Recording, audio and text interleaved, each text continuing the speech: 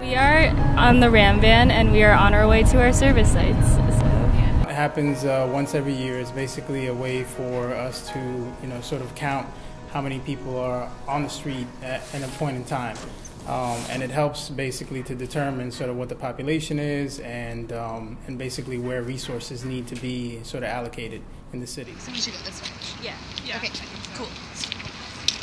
We've been involved as Fordham University for the past 10 years.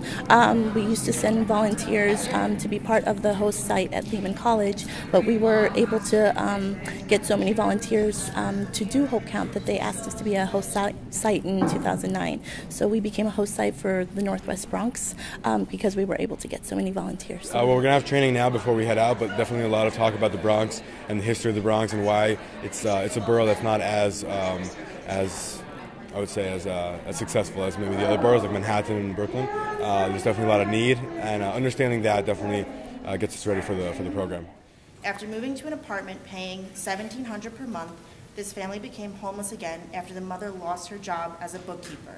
Groups are about maybe 4 to 6 students, and they each have team leaders, and they each get survey areas. So based on what DHS divides the survey areas that DHS give us, each group gets 2 to 3 survey sites. So they go out and they walk the survey sites, and they really do approach every person that they encounter, and they ask them survey questions to see if they have a home to go to. So you don't just target people who you might assume are homeless.